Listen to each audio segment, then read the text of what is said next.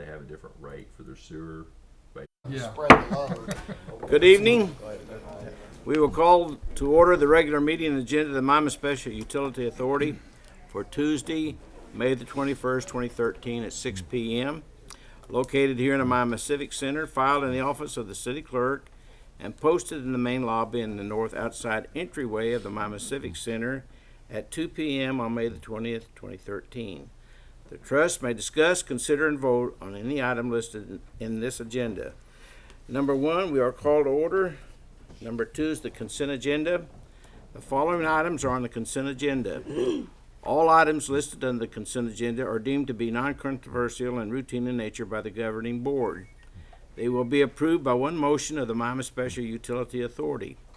The items on the consent agenda will not be discussed. Any member of the governing board desiring to discuss an item on the consent agenda may request that it be removed from the consent agenda and placed in its proper order on the regular agenda. Any member of the governing board can also move to add items from the regular agenda to the consent agenda and make one motion and vote to approve. Gentlemen, tonight we have a variety of them on the agenda. We have A, B, C, D, E, F, G, and H for you to consider. I'll make a motion to approve, Mayor, if there's no further discussion. Second.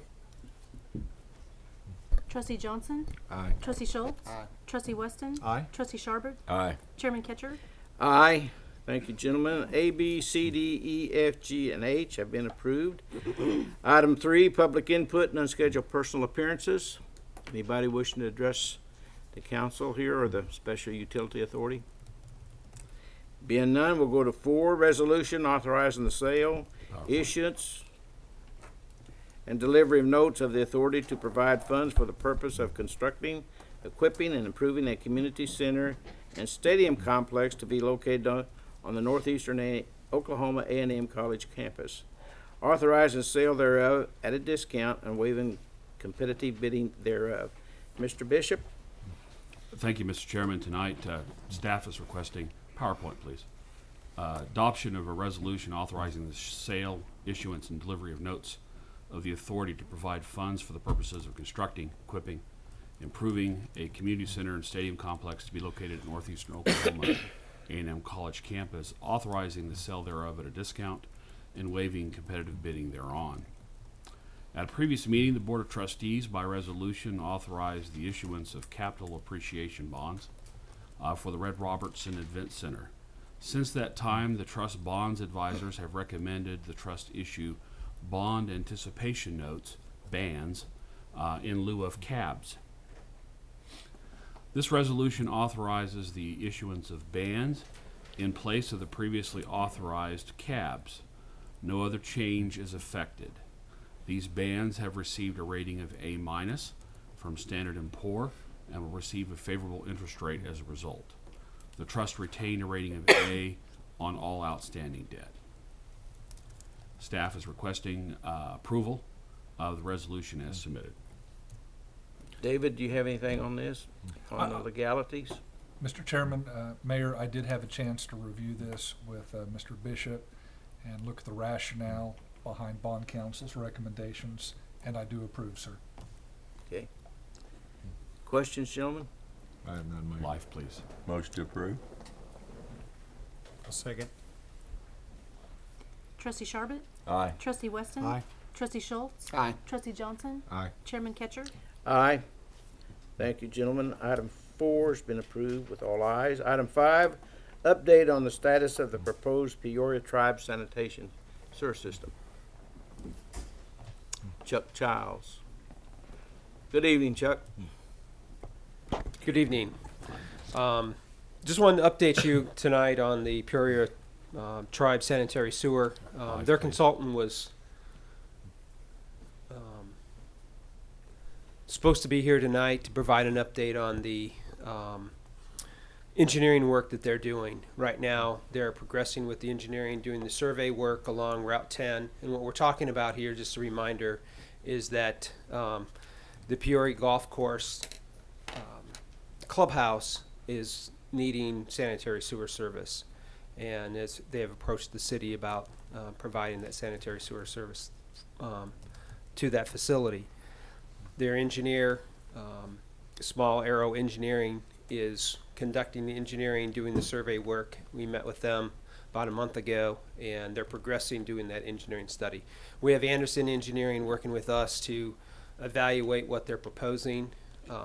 They're proposing a facility that would take care of their facility, about a 3-inch force main. But with the possibility of future growth out there, maybe others trying to connect into that line, we're looking at other options to accommodate additional flows out there. So that's where we're at right now. They're working on the engineering. As they provide us information, we'll be reviewing that and providing additional updates to the city, or to the SUA on this matter.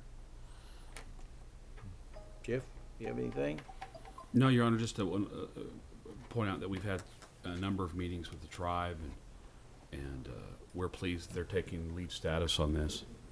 So it works out for us best long run. We think the utility credit will be the option that we use to reimburse them for their costs in oversizing the line for us.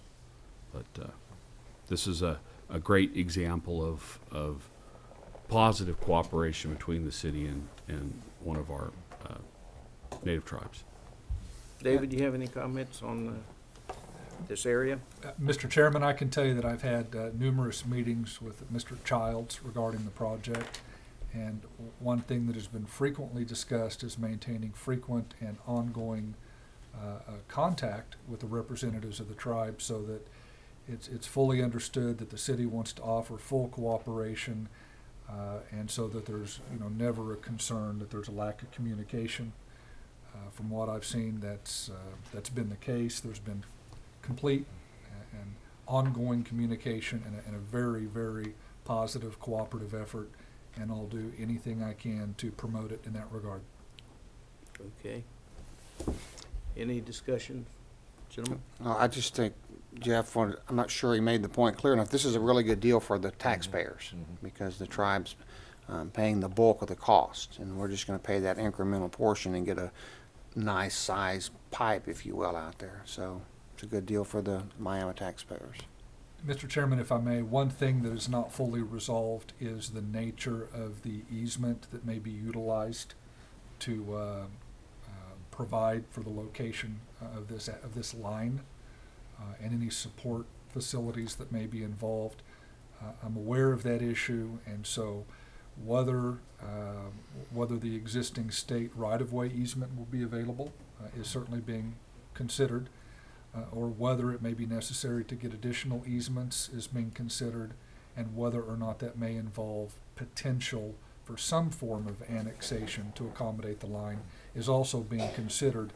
But I can't really make a recommendation on which of those alternatives to pursue until I see from the engineers, both tribal and with the trust in the city, where the line needs to be located. And only then will there be a determination made, for example, of whether the existing state right-of-way might serve and whether the state will allow us to use it.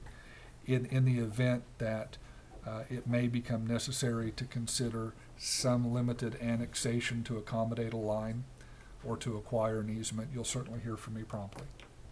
Chuck, Okay. when do you think you'll get a recommendation? I mean, is that, Well, as I said, I think they're finishing up their survey work right now. One of the issues out there as they were constructing the Route 10 improvements was there's a lot of rock that was found out there, and they're searching at those locations too. So that exact alignment has not been yet determined. Again, they're still working on that.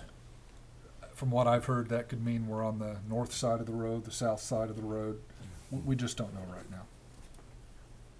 And we're waiting that report. We'd hope to maybe hear something by tonight, but I understand people are busy, so that we can further the proposal. But again, until we know, it's hard to say. They had proposed, again, to use the state right-of-way to put the line in, and they were pursuing that option of getting the rights to do that. But again, no approval yet from the state on that. Whether you go proposal. north or south of Highway 10, you're going to hit rock around Elm Creek. Yes, sir. Yes, A sir. lot of it, yeah. Okay, any further questions, gentlemen? No, sir. Thank you, Chuck, Thank on the you. update. Item 6, other new business, if any, which has arisen since the posting of the agenda and could not have been anticipated prior to the time of posting. Any new business? None. Item 7, trustee community announcements and sign approved documents.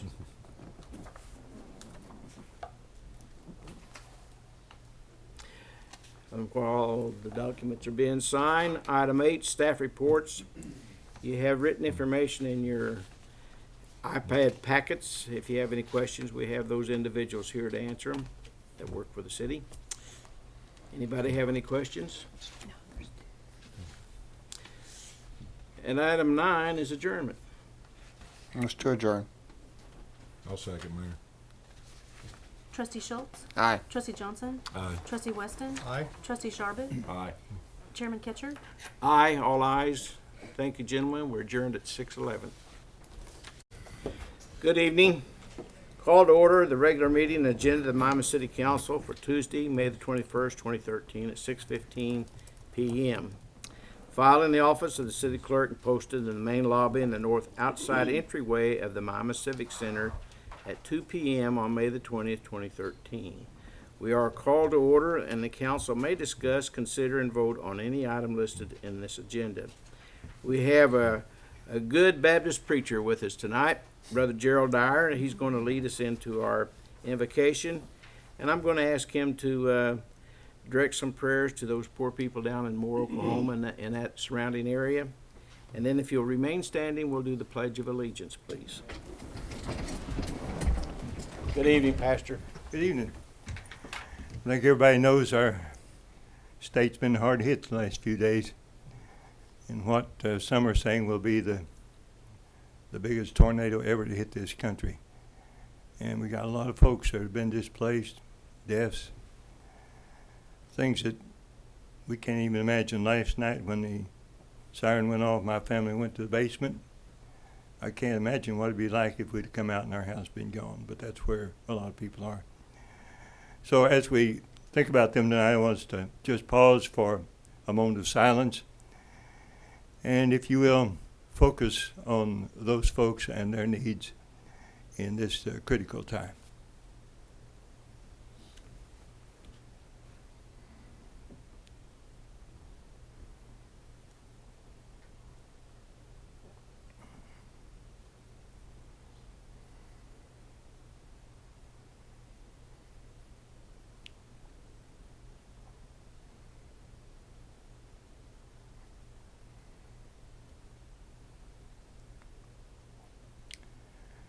Precious Lord, we come to you humbly tonight,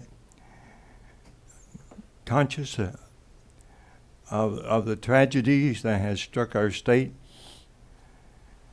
conscious, Heavenly Father, of the countless homes that have been destroyed, businesses that have been destroyed, families that have been uprooted, and even, Father, those that have lost their lives. We pray especially, Father, for them in this time. We pray, Father, for your hand of mercy, your hand of love to just envelop them.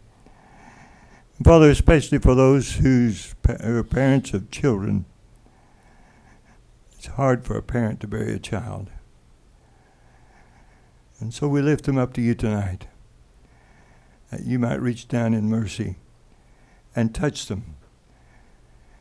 Bring into their lives the people that are needed. Thank you, Father, for the first responders, for the police, for all of the volunteers that are working there. We pray, Father, for each one as they seek to minister in this tragic situation.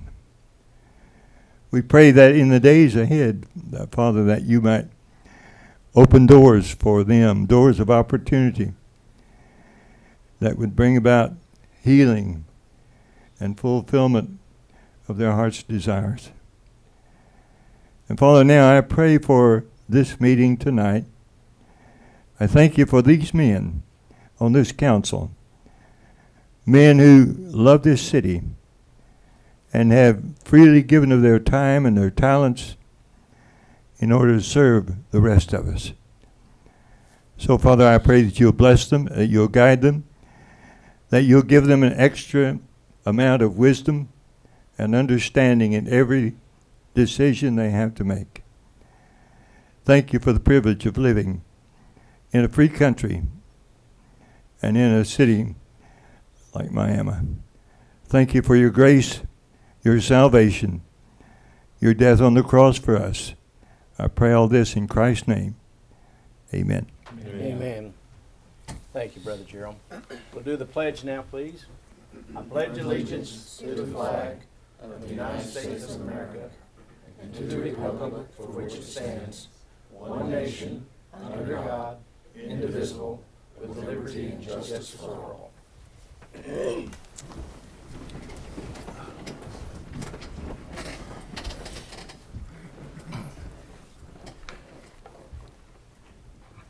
Item 4, public hearing on the proposed fiscal year 2013-2014 budget. This public hearing is called for any member of the public to present to the governing body comments, recommendations, or information on any part of the proposed budget.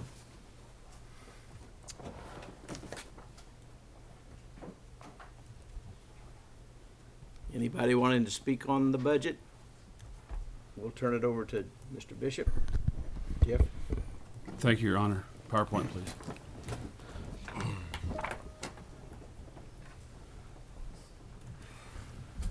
The item tonight that is on your agenda, Mayor and Council, is adoption of a resolution regarding the City of Miami, Oklahoma budget for the fiscal year 2013-2014 and establishing budget amendment authority.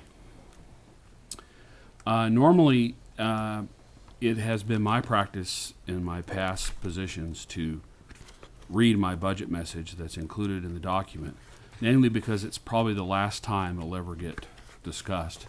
Hopefully not, but with your indulgence, I would like to read that statement into the record tonight. To the Honorable Mayor and members of the City Council and citizens of the City of Miami. Last year I had a total of 4 days to familiarize myself with the city's $84 million budget, and it was as if I was drinking from a fire hydrant. A year later, I've learned that some of those hydrants cannot produce enough water to drink from, and if you try to drive to some of them, you're risking the soundness of your vehicle as you traverse what we call streets here in Miami. But I've also learned that my initial analysis has remained true. Miami lacks the resources to continue to support its traditional services and the bureaucracy that it once was able to do so. Consider general fund resources for the 2014 budget are $400,000 less than they were for the preceding year, and the city and the Miami Special Utility Authority posted a $600,000 loss in our self-insurance healthcare fund, and it's easy to understand the challenges the city face in preparing a financial plan for fiscal year 2013-2014. There were some cost savings that bridged that gap, namely the early retirement window and some employee attrition that effectively reduced the city's MSUA's payroll expenses by almost $1 million. That savings, however, was intended to increase the city's and MSUA's financial capacity for capital improvements. It was disheartening to have to use those savings to balance the budget rather than give much needed attention to our massive log of deferred maintenance. But for those personnel savings, the FY 2013-2014 budget would have been impossible to draft without some draconian changes to our organization. Nevertheless, the fiscal year 2013-2014 budget does focus on capital improvements much more successfully than its predecessor. Over $27 million of total improvements are leveraged by this budget in a new multi-year program of projects without a tax increase, not counting the 0.65% sales tax. Over $5 million in street and budget improvements are supported, as well as $12 million for water and sewer line updates, and nearly $9 million for construction of an outdoor event center at the Red Robertson Field. Considerable focus is placed on investments that reduce long-term costs, such as more automation of our business practices and major equipment purchases that require less labor to operate, as evidenced with capital outlays for our various departments at almost $1 million.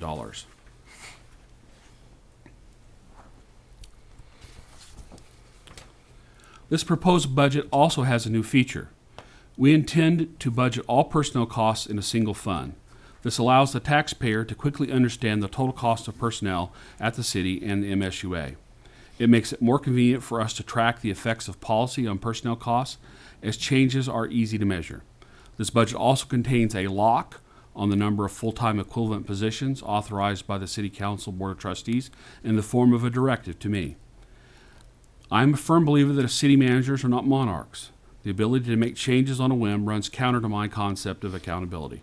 Therefore, staff proposed on a formal pay system and this FTE lock as a method whereby the elected officials can exercise their right to establish policy. Subsequently, future increases in staffing will require pre-authorization of the City Council. A major initiative of the fiscal year 2014 budget is the implementation of a 311 system. Today, if a citizen needs emergency help, they dial 911. If they need directory assistance, they dial 411. At some point in 2014, if you need anything from the city of Miami that is not an emergency, you will be able to dial 311. Other than the ease of the phone number, a 311 capability means more. The city operates 24/7, and at present, someone is available at all hours.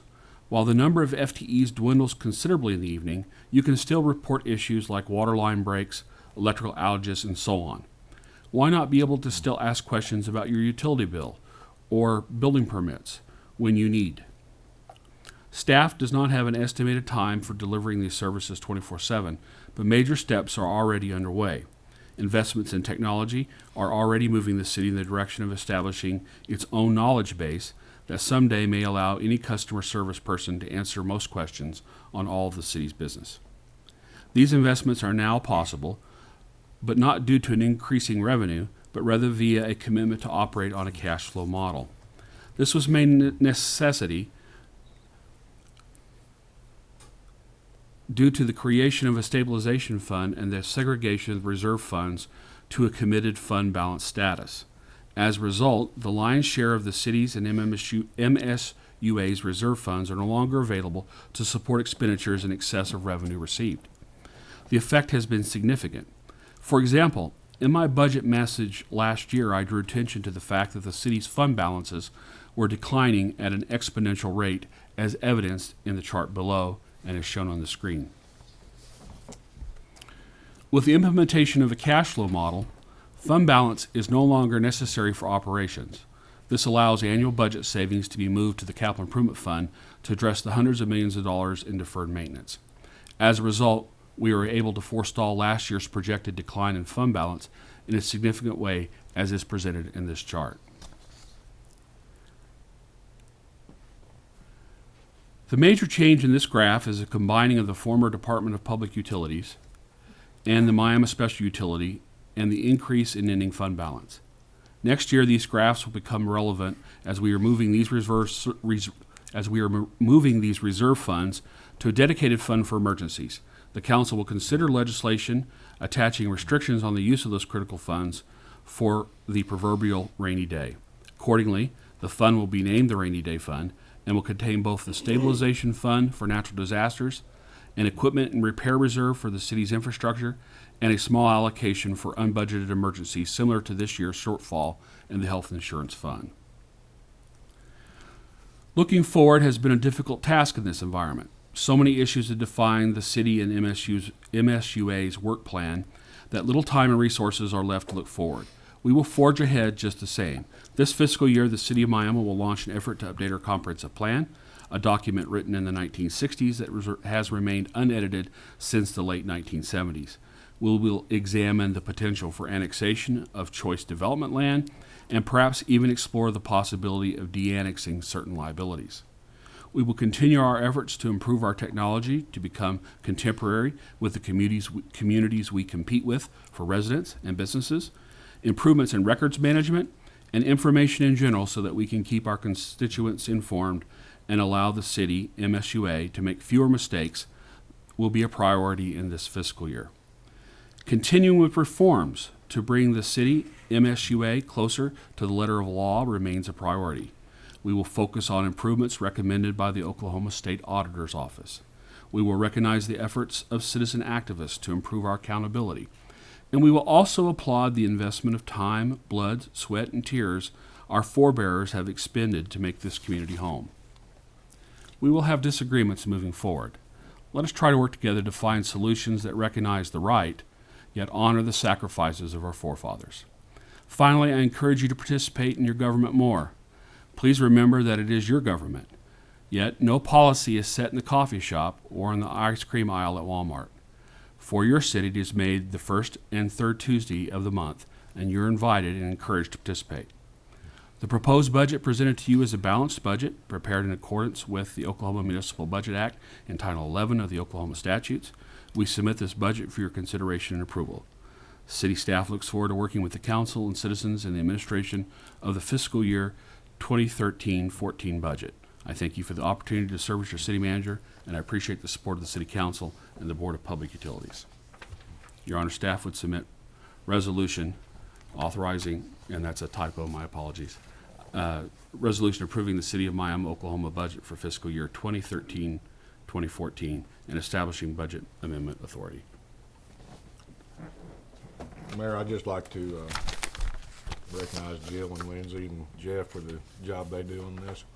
It's a long, hard process, and appreciate you for it.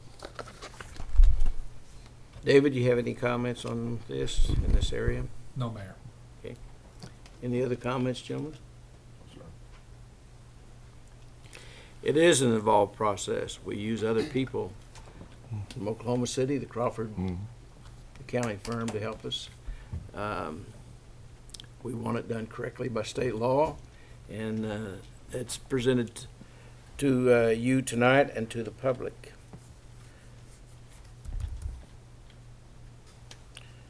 I think that the staff has done an outstanding job, and this is really laying the groundwork for us. Every time Jeff talks about capacity, and that really rings true to me, that we spend a lot of money on bureaucracy and not enough on streets and sewers and those kinds of things. And it's not an easy thing to do, and it's not so much a criticism of the past, it's just kind of how we evolved, and we have to do things differently. And I think this is a major step in that direction. So, Well, I might add to the public for their information that this is this year's budget, but this year's budget, next year's coming, and the next year, and that's what Mr. Bishop and what we've been kind of looking at for the future. yeah. And there will be some upgrading in those areas. So any other comment, gentlemen? I have none, Mayor. Motion to approve. Second.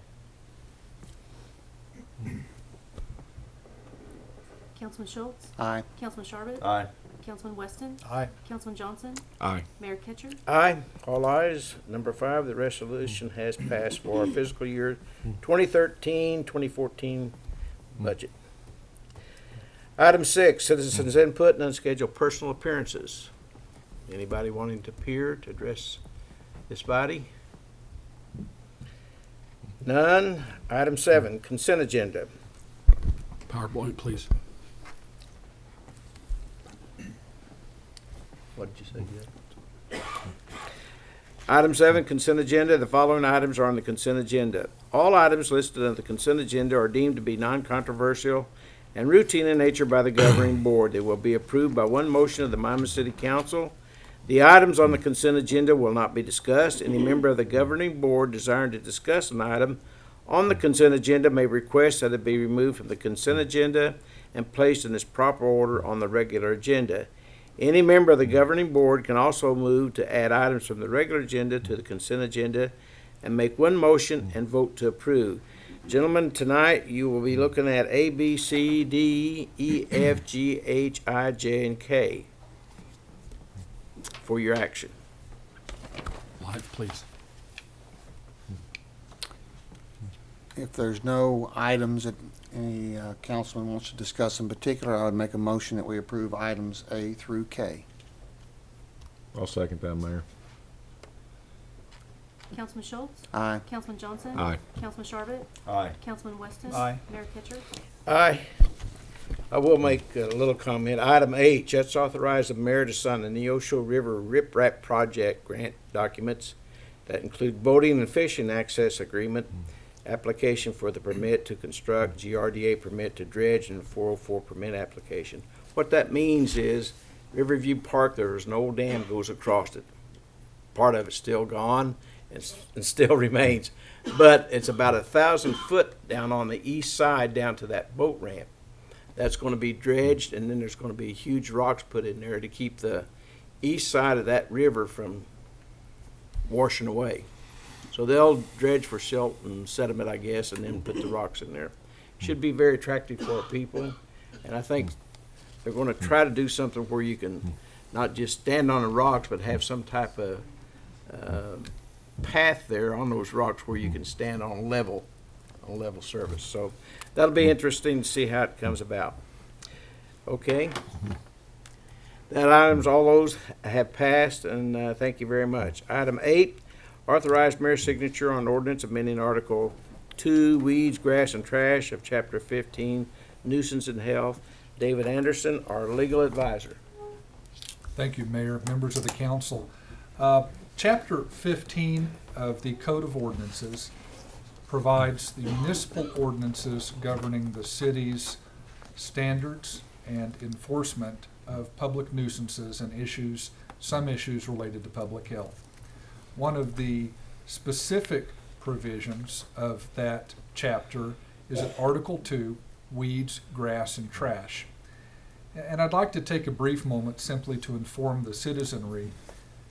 Should any of you at any time ever wish to review municipal ordinances or the municipal charter, you can do so by accessing a website identified at www.municode.com. And you can easily navigate to the state of Oklahoma and the city of Miami and review any existing ordinances. I'll also point out that the proposed ordinances that's in your packet and which was posted on the website for public access and review is presented in what many people call a redlined format. That means that rather than simply seeing a new piece of proposed legislation for municipal ordinance, you can actually see within the document the language that exists today and the language that's proposed for the council to vote upon. And the way that works is you see not only the proposal, but the existing document. Any changes to the existing document are shown in strikeout, typically in the color red. Any additional verbiage that I recommend be added to the ordinance is shown typically underlined and often in red. And again, that's a common format. It's used by the state legislature, for example, in the presentation of proposed state statutes to our state legislatures. And rather than reinvent the wheel, with your permission, I'd like to continue to use that format, not only as to proposed ordinances, but you should have seen today a first draft using a similar format for some recommended charter simplification. To get more specific, our existing Article 2 in Chapter 15 contains ordinances which I found to be somewhat cumbersome. I suspect that over time, preceding city attorneys would utilize the language from the state statute and then would add language that they believed, with direction from the city commission or the city council, would suit Miami locally. I find and I recommend that whenever possible, and whenever in the best interest of the city of Miami, in your opinion, that we utilize statutory language when it suits our needs. And also to utilize statutory language in a way that adopts it by reference or by what some people refer to as indexing, meaning that if the state statute changes, you're directing that the ordinance will automatically track those state statutory changes without the need to bring the matter back before the council.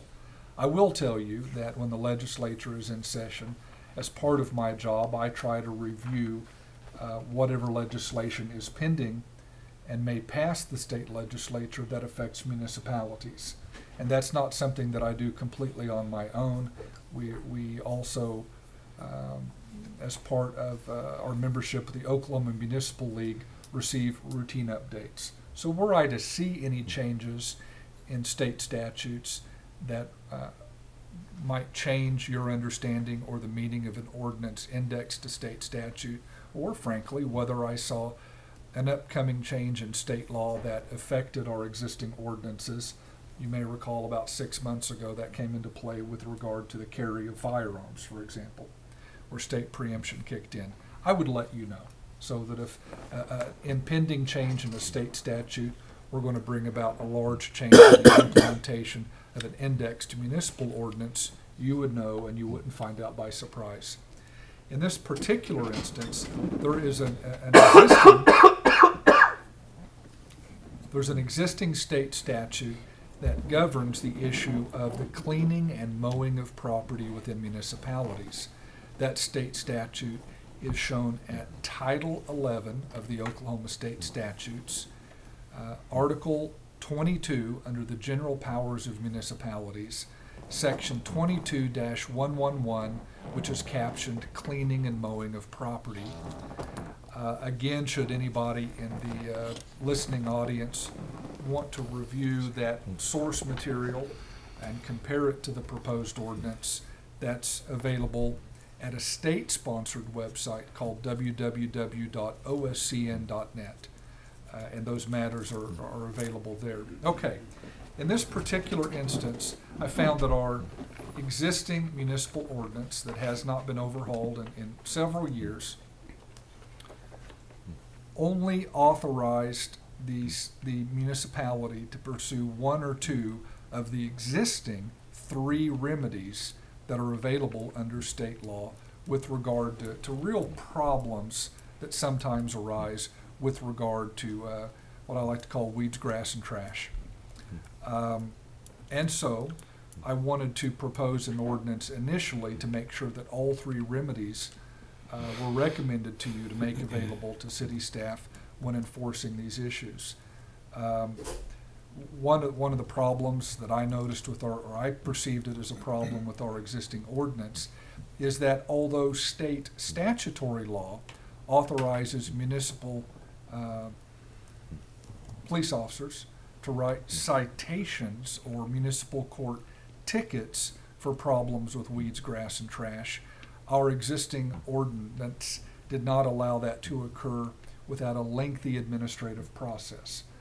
And that our existing ordinance required that we could not issue citations for municipal court unless this process, it takes a minimum of 10 days to 2 weeks, transpired. And I think that may have been intentional, it may have been through confusion, because as I alluded to earlier, there are 3 remedies provided by state statute when dealing with these issues for municipalities. One is the issuance of a municipal court citation. Second is a process known as abatement, by which the city can administrate, any city in Oklahoma, in this case the city of Miami, can go through a process where a code enforcement officer can issue what we call a 10-day letter to a property owner or a person in possession of property, asking that they remedy a condition, giving them 10 days to respond. If they don't respond, the city could then issue an administrative order in the matter and enforce it. One of the enforcement mechanisms is that the city could go out and mow the property or get rid of the trash using city staff and going onto the person's property to do so. And then a third remedy that's always been available with regard to nuisance conditions is that the city can, I don't think it ever has, but can go to district court, state district court, and seek injunctive relief for really bad conditions. Now, as I proceed to describe the ordinance, I want to do something that I think is very important to convey to the public, and that's the concept of discretion. Over the past few weeks, as this potential ordinance amendment has received some public commentary, I've seen, extremes on both sides. I've seen concerned citizens who believe that the city either is not doing anything or is not doing enough to engage in cleaning up the city. And by cleaning up the city, most of these comments appear to be talking about the appearance of private property, although sometimes city property comes into the discussion. I've also seen concerns from the public, from some quarters, that if the city is going to start issuing citations for mowing violations or trash violations, that somehow that implies that it's going to be extreme. And what I'd like to point out is that in staff discussions with the police chief, with the police officers, and with staff, there's no intent and there's no desire to present anything that's in any way extreme. In fact, there's an encouragement that the administrative staff and police officers involved use discretion. We're all members of the same community. Everybody that has to take care of property has issues that occur in their lives. I'm fully aware that there may be an elderly individual, for example, that maybe in the past the grandson has helped mow the yard. Or maybe the mower's broken.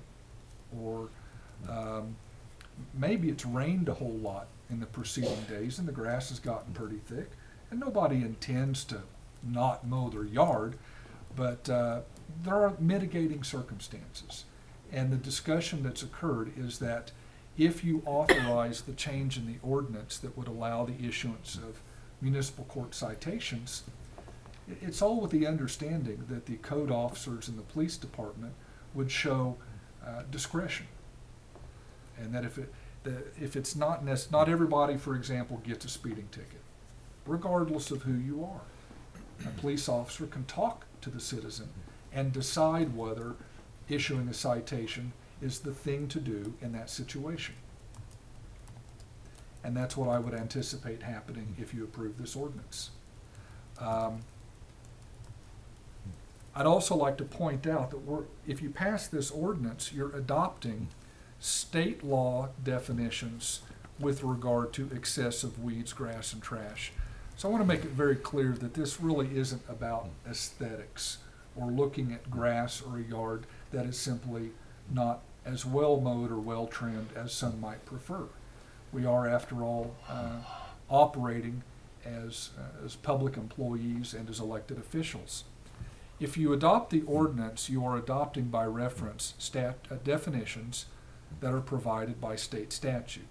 With regard to weeds and grass, the state statute, and therefore the proposed ordinance, would identify weeds and grass to be that which, violations of which would exceed 12 inches in height, except healthy trees, shrubs, or produce for human consumption, grown in a tended and cultivated garden, unless such trees or shrubbery by their density or location constitute a detriment to the health, benefit, and welfare of the public and community, or that they're a hazard to traffic or create a fire hazard to the property, or otherwise interfere with the mowing.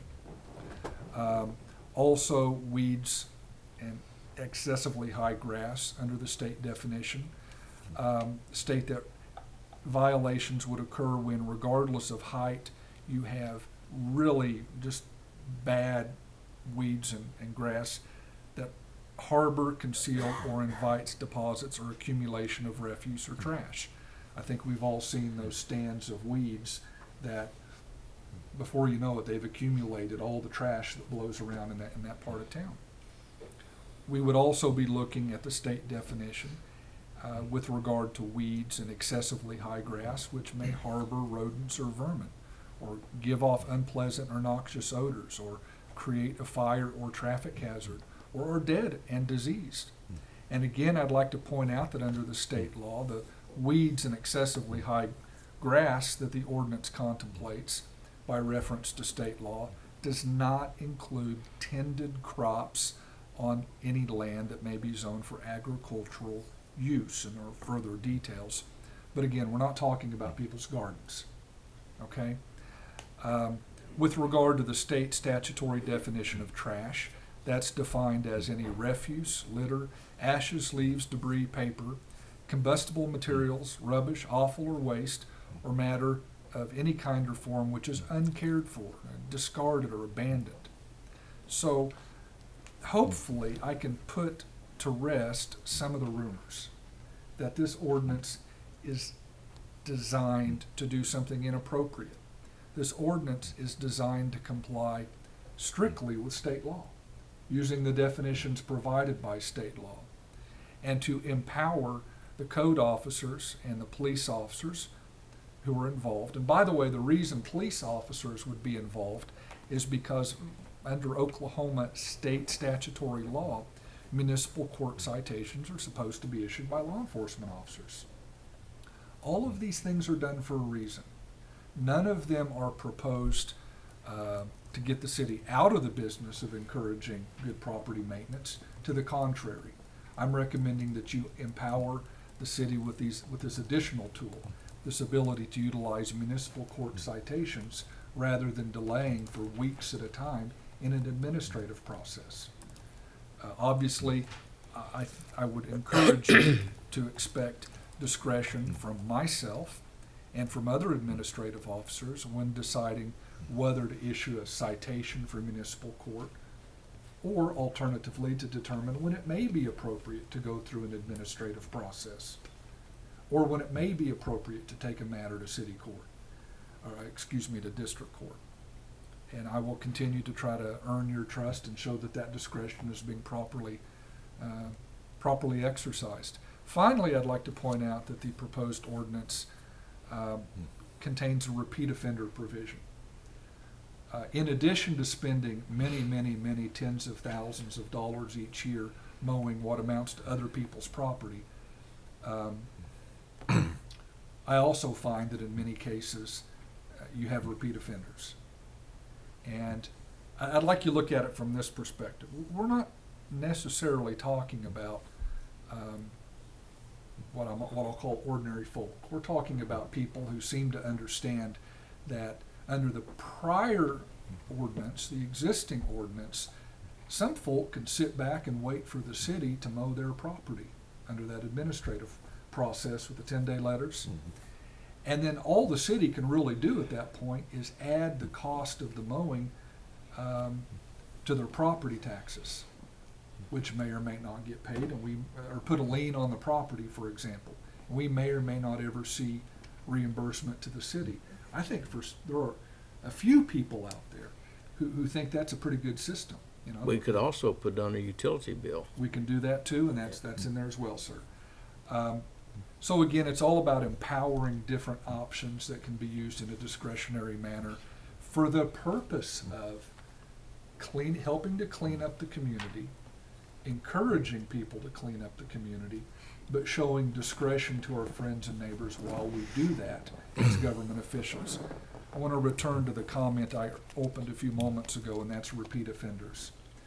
The proposal that you have before you uses some legal language about repeat offenders, sometimes called recidivists, and it suggests that if a citation has been, I'll just say a citation's been paid, the language ultimately suggests that there's different ways court systems accommodate that. But if a citation has been paid by the same owner on the same piece of property more than twice in the last 2 years, and within that 2-year period from the last citation, they get another citation.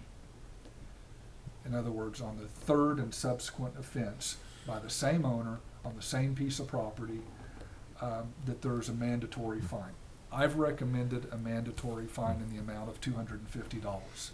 I think it's important that I tell you that proposed idea of a mandatory fine for a third and subsequent offender is not something set by statute.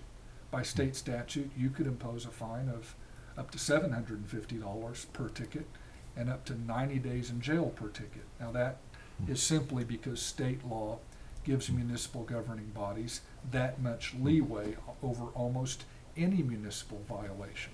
But you rarely see an imposition of a fine in that amount, and you rarely see people sentenced to jail out of municipal court. People have to really work at getting a municipality to sentence them to jail. In this particular instance, I've recommended for the third and subsequent offender, when it involves the same offender on the exact same piece of property, a $250 fine. You may decide to choose a different amount or a different approach, and that's certainly up to you. And that third offense is in what time frame then? That they've, if the new offense is within 2 years of the last offense, and they've got 2 or more prior offenses, But it's a rolling. it's a roll. I didn't want to take the position in my recommendation that, for example, a person who owns multiple properties becomes a third and subsequent offender just because they have 20 different properties and have had 3 tickets. From my perspective, that seemed perhaps inappropriate. Similarly, I didn't want to make it appear that a person who had a couple of citations 5 or 6 years ago, but a great track record since then, and picks up another citation, should be treated with the same punitive measure. So I came up with the idea, and I didn't invent it. It's something you see in many other areas of the law, that you sort of create a tolling period. That may be another way to look at it. If a person is on their second citation and they've paid it, if they get another one in the next 2 years, that triggers the recidivist penalty. And that 2 years tacks on from then on. So it's only when you have the same person on the same property who hasn't had a problem for more than 2 years that the clock resets itself. Again, looking at situations where you have the same owner, the same property, and multiple violations within roughly a 2-year period. Finally, with regard to those occasions in which city staff may pursue the abatement process rather than the municipal court process, state law requires that citizens have a remedy in the form of an appeal, an administrative appeal. The state statute specifically says that that administrative appeal would be to the city council. There are many municipalities that will delegate that duty and designate a subordinate board to discharge it. Sometimes that occurs. Sometimes the city council hears the appeal.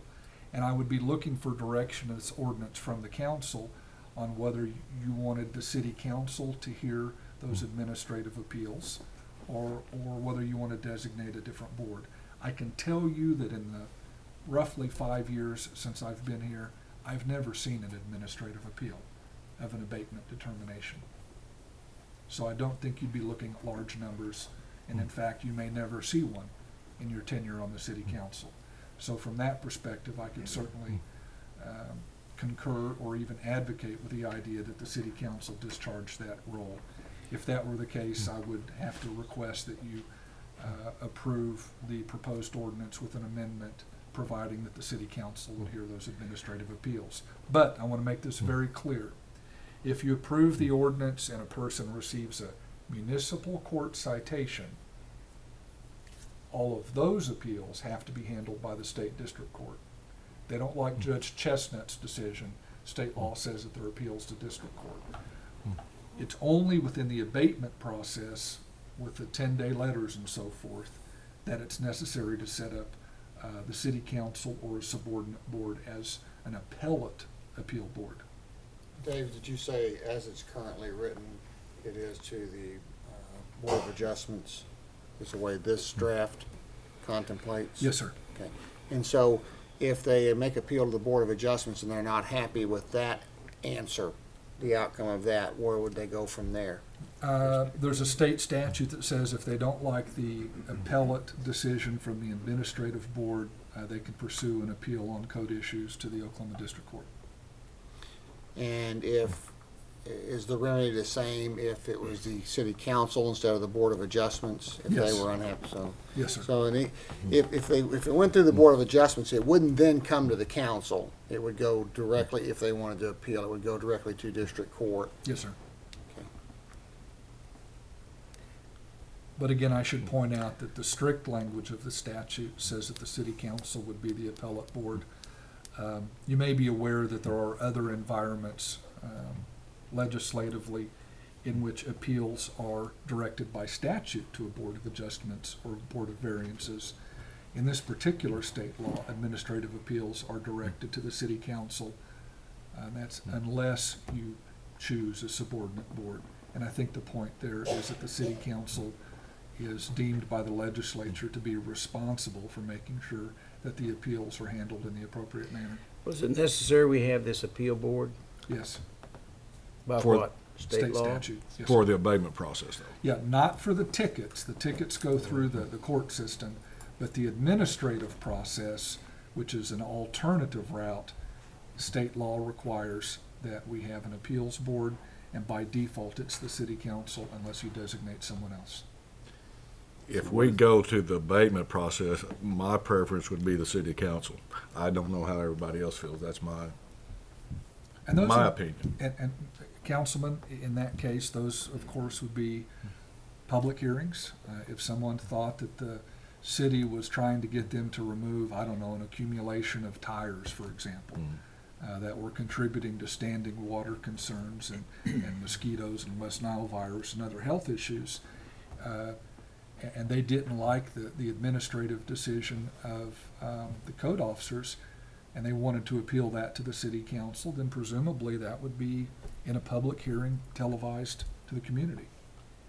Does this ordinance cover businesses as well as residential property? Yes, sir.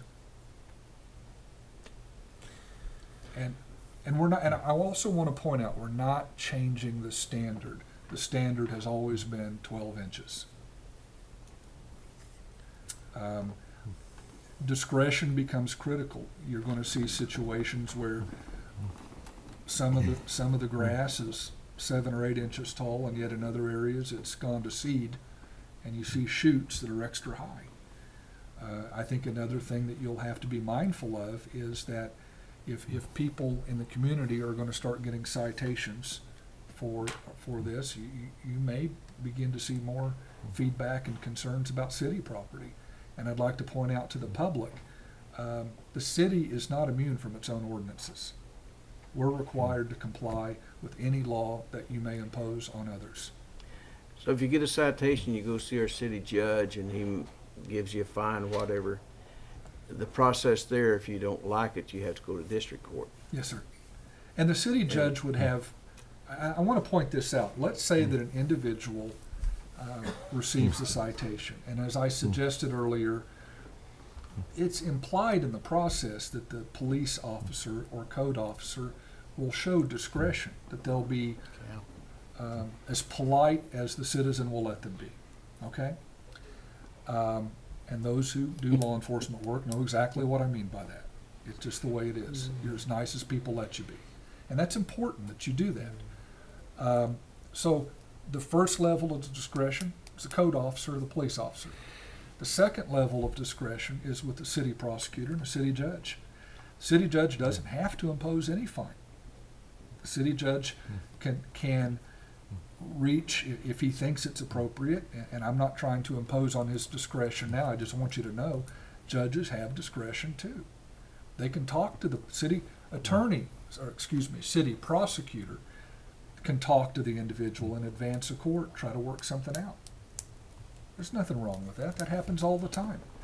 If the person can't work something out with the city prosecutor, I mean, the goal isn't to punish or make money. This isn't about revenue court. This is about helping our community to comply with state law, which will result in our community looking better and our neighborhoods looking better. Our business districts looking better sometimes. But that judge, for example, can defer fine, no fine at all, can ask the person to come back and report on whether they got it taken care of or not. Many options exist, again, to treat people in a very appropriate manner, to treat them as our fellow citizens. But on the other hand, with regard to those stubborn sons of guns out there that just won't clean up their property, you're also empowering the judge to do pretty much what he needs to do to get the job done and enforce the law. On the third offense, some of the judge's discretion is taken away Yes, because it's a mandatory fine. yes, sir. It's a mandatory minimum fine. Right. And the judge would still have all of the other sentencing options available to him, which again, on a day-for-day violation, could be up to $750 per citation.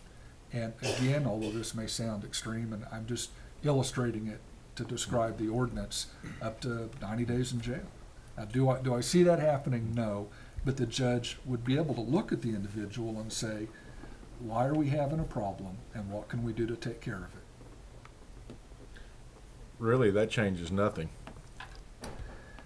It does. Oh, you mean the discretion? Yeah. I mean, he has that now with our current ordinance. Except for there's not a mandatory component. No, that's the to it. only difference. Well, I mean, and I would disagree somewhat, although maybe it's not a disagreement in principle. Under our existing ordinance, we can't even issue a citation until we've gone through the 10-day plus notification process. Yeah, but if I may, that pertains to just the weed section. Yes, We have a whole litany of other nuisances that are established by code that we do now have the authority to issue citations for. that's true. What's normally known as attractive nuisance type category offenses. This is the only provision in the current code that required administrative process. And I will tell you that over the last 5+ years, when I would deal with the Citizens Property Maintenance Committee and 2 prior serving city managers, one of the most common complaints was that waiting for a bureaucratic process that took 10 days to 2 weeks over mowing, that's too long. And that meant that a lot of people went 2-3 weeks without taking care of the problem, and that wasn't good for the community and wasn't good for the neighborhoods. That it was probably appropriate, and I remember in a recommendation from the Citizens Property Maintenance Committee that there be an option that worked faster than that. But it's not available with regard to weeds without the remedy proposed in part of this ordinance, and that is the ability to simply issue a citation when appropriate. if, for instance, if Officer Anderson back there gave somebody a ticket, what's the ticket cost? Is that up to the judge, or is that a set amount? That's ultimately going to be up to the court. The first ticket. First Yes. ticket. Yes.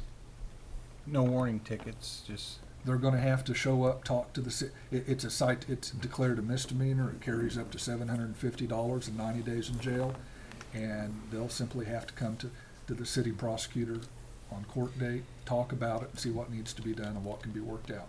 If you want to move things along, you don't ever issue warning tickets. That's the person handling the situation can talk to them, but warning tickets are a problem.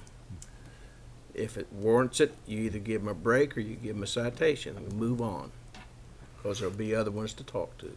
You do have the option of setting a fees or fine schedule for first, second, and third offense. I think the risk you run is that if a person can simply pay a $50 ticket, and That should be left up to the judge. right. That's what we pay him for. So this ordinance calls for treating it as a misdemeanor offense, which is what you call any municipal court violation typically. And it encourages people to either to deal with the issue and come talk to the prosecutor and the judge, so that they've had to have a conversation before the matter is considered resolved. I think it's going to be somewhat of a learning process for the judge and prosecutor under these new guidelines, and if they're unhappy with the process, I think they'll come and talk to us about it. If they think they need more teeth in it, or they think they need more specific guidance, I'm pretty sure they'll give us that feedback, and then we could take those additional steps if we needed to. I will tell you that I forwarded at the same day you received it. If you look at your email, I forwarded a copy to City Prosecutor Glenn Beecham and Municipal Judge Chuck Chestnut, solicited comments. I did get a call from Mr. Beecham, and I didn't hear anything that suggested that at this point in time he had any recommendations other than what you have in front of you. And I tend to agree with Neil that we should probably be the appellate board. I mean, we're the ones that are saying you need to follow the rules, and I mean, if it was going to be real frequent, and I would say let's delegate some of the workload, but I don't anticipate it being that heavy a burden, and I think the buck stops here is fine with me. Is that based on abatement or citation? That's on abatement. Three Right. remedies. They have to pay any fine Citation, charges? abatement. Filing fees? Do you pick one of the three? Yes. The direction they're going? $100 filing fee. If you pass the ordinance, then the city staff would have all three remedies allowed by state law, and they could pursue any one or more of them as deemed appropriate. And that's typically the case in government work. I mean, you'll have a regulatory system, but you may also have a But criminal the appeal to the council is only under the abatement provision. The other, one, the fine, whatever, is appeal to district court. Right. And what was the third, You David? have, you have It's recommendations, just go Judge? directly to district court for injunctive relief. So it's only under the abatement process that there would be an appeal to the council. And then even then, if they didn't like our answer, they could still go to district court. Well, if we go the abatement Rudy thinks like I do. I mean, what do y'all think? You think it should be the Board of Adjustment or council or? Council. If we go that way. Excuse me, Your Honor. I'm fighting some bronchitis here, so I apologize if my voice goes strange. Barry White didn't become your city manager overnight, so. The only time I think in this new system that we would be looking at abatement is when the law enforcement officer can't find the owner, and it's difficult to find who the responsible party would be. And the only way we're really going to get relief for neighbors is for the city to pursue abatement, because it eventually leads to the city's ability to literally take care of it. The problem is that I've mentioned in a piece that I posted on Facebook is that, we had up to 4 FTEs at the city that was devoted exclusively to this abatement procedure, and it was the lion's share of the work that the department did.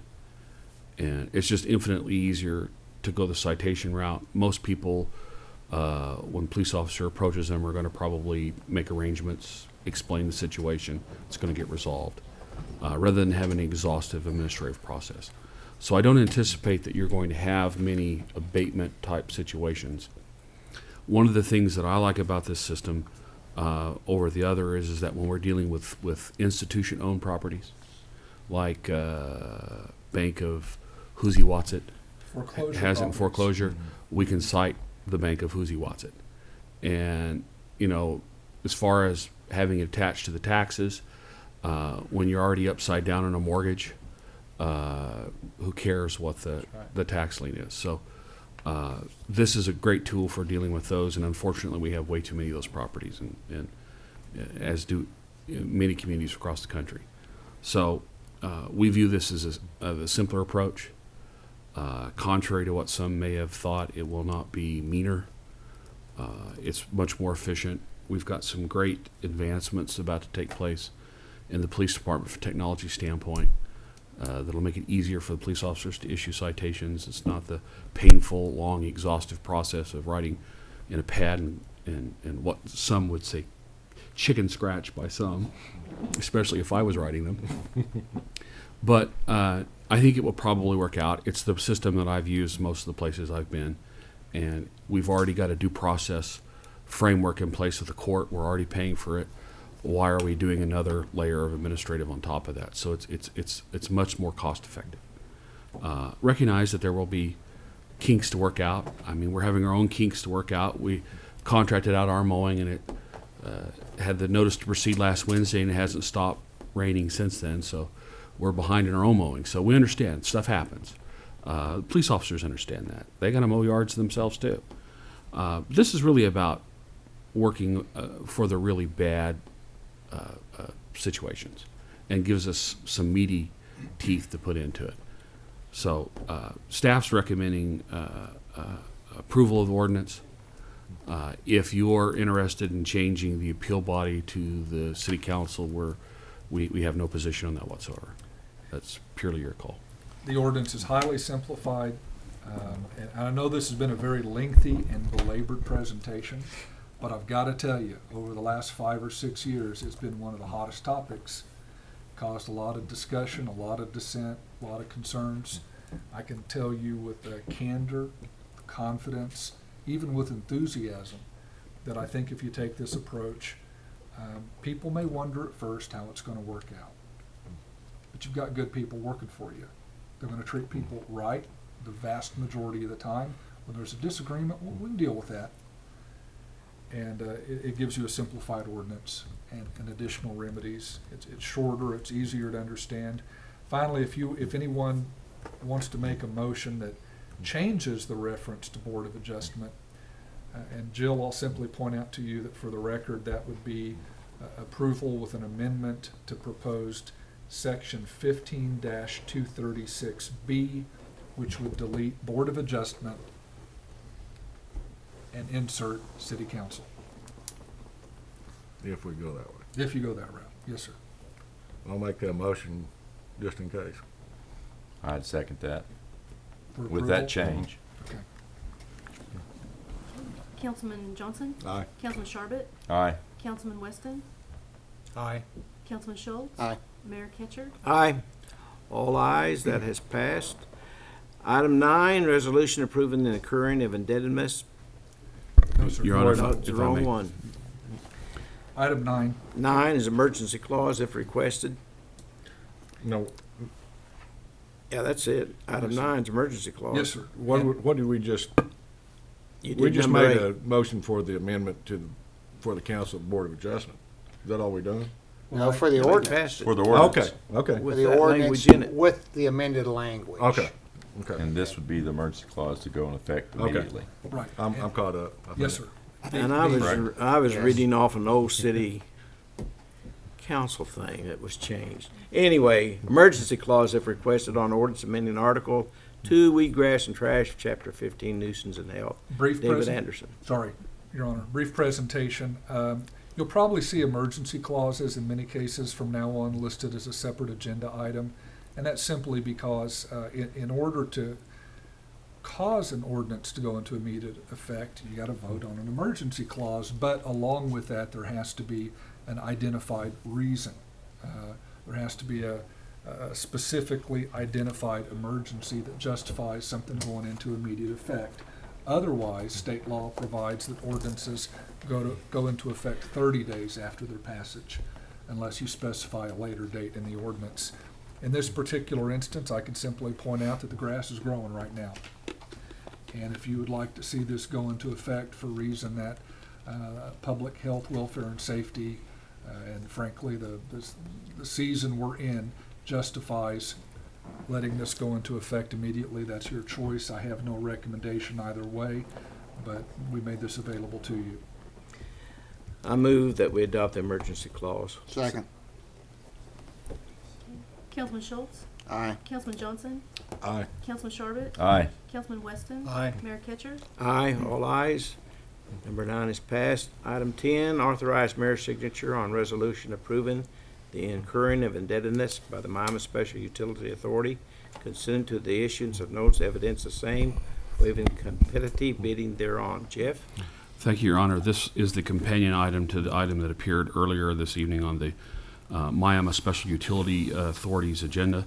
But this is the adoption of a resolution approving the incurring of indebtedness by the Miami Special Utility Authority, consenting to the issuance of notes evidencing the same, waiving competitive bidding thereon. At a previous City Council meeting, the City Council approved by resolution the issuance of capital appreciation bonds for the Reb Robertson Event Center by the Miami Special Utility Authority.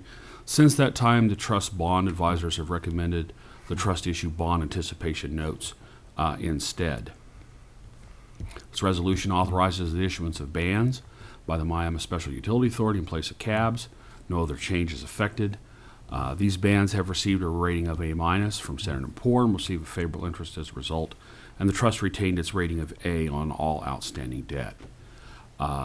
Council's staff is requesting approval of the resolution tonight, and Your Honor, for the council's knowledge, this item requires 4 affirmative votes in order to pass. David, you got anything? No, sir. As announced earlier, I've had a chance to discuss the issues, and I certainly concur and approve. Motion to approve. Recommend approval. Second. Councilman Sharbit? Aye. Councilman Weston? Aye. Councilman Johnson? Aye. Councilman Schultz? Aye. Mayor Ketcher? Aye. All ayes. That is passed. And for the emergency clause, please. Motion to approve emergency clause. Second, Mayor. That was Councilman item Schultz? 11. Councilman Schultz? Aye. Councilman Johnson? Aye. Councilman Sharbit? Aye. Councilman Weston? Aye. Mayor Ketcher? Aye. That has been approved. Item 11. 12, authorize mayor's nomination of Councilman Rudy Schultz for chairman of the Miami Industrial Public Facilities Authority. Motion to approve. Second. Councilman Sharbit? Aye. Councilman Weston? Aye. Councilman Johnson? Aye. Councilman? Aye, he said. Mayor Ketcher? I don't vote. That's my sorry. recommendation. All ayes. That is approved. Item 13, authorize mayor's nomination of Councilmember Rudy Schultz for chairman of the Miami Public Utility Board.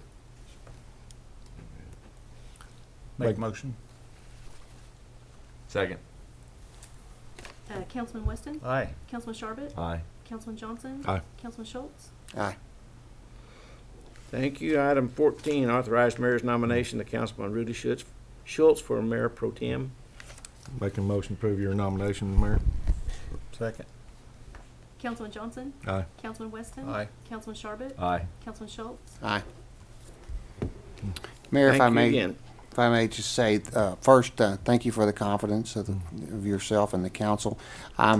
These are several boards that I serve on. All councilmen serve at some point on different boards, and I think if you're not yet, Doug, you will be soon. So, I mean, I appreciate it, but it's just something that all councilmen do. We kind of share the workload of these additional boards and chair them on behalf of the citizens. So, thank you. Yep. When Scott Trussler was here, he was the senior member of the council, and these are areas of responsibility that he accepted from the council and served in that capacity. And so, since he's gone, we now have Doug here to replace him.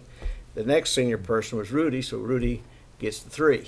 And I appreciate Rudy willingly accepting that responsibility. It does take some time, so that's the way it goes when you're elected official. But anyway, item 15, other new business, if any, which has arisen since the posting of the agenda and could not have been anticipated prior to the time of posting. Any new business? Just one. Any staff? Oh, I jumped up hello. real quick, Mayor. I won't be but a minute, but this was actually made official about 2 hours ago, and it's just kind of for your information. The Miami Ministerial Alliance, headed by, well, of course, I'm the president, but this project was headed by Casey Hollingsworth, the Nazarene pastor, has set up a meeting with Chuck Stotts at Walmart, and they're going to be involved in collecting things that are needed for the tornado victims in Moore. And Casey's going to be, they're going to start taking them tomorrow morning, and by, I believe it's Tuesday, he's going to deliver them to the different relief centers in Oklahoma City. So I just wanted to, just for your information, let the council know that the Ministerial Alliance has got this project going, and this email was just sent out at 4 o'clock today. But Okay. Phil, appreciate it. is there, appreciate I'm sorry, Go Mayor. ahead. Is there a list of items, I could types of read it right items or quick. something? I could If read you it right read quick. and then if we could It post it on the says city's water, website. water, Gatorade, Powerade, individually wrapped snacks, energy bars, gloves, wipes, hand sanitizers, diapers, non-perishable food items, rakes, new stuffed animals for some children who lost everything. That was the list that was forwarded Okay. to me. And again, for the benefit of the citizens, if they have items they want to donate, They could just take it to Walmart, and they Okay. have boxes in the front for the tornado relief. okay. And I just thought it was a great gesture, you know, by our citizens, Yes. because there was tornadoes right around us. Yeah. You know, so I feel very fortunate and blessed to be able to maybe be a help to some of our fellow Oklahomans. Well, we appreciate you coming up and telling us this information. Thank you. Appreciate it. Staff reports.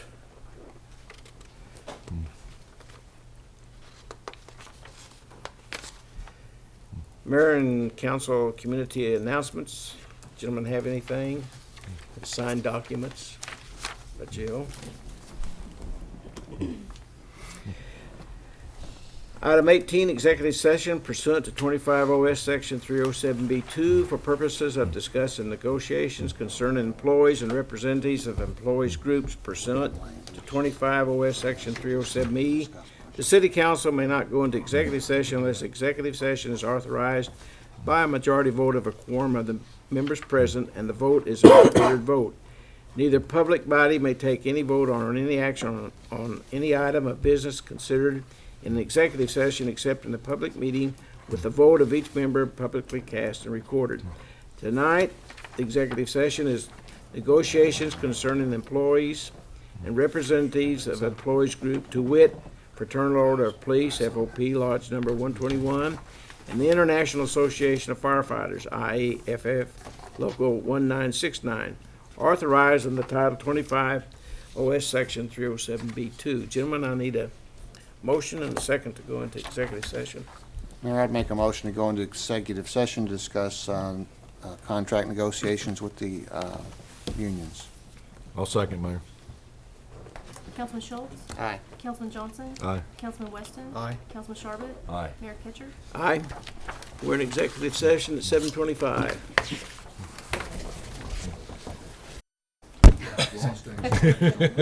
Gentlemen, we're That's out the of the fun part. executive session now at 8:51 PM. And the final item on the agenda is adjournment, item 19. Motion to adjourn. Second. Councilman Schultz? Aye. Councilman Weston? Councilman Sharbit? Councilman Johnson? Aye. Mayor Kitcher?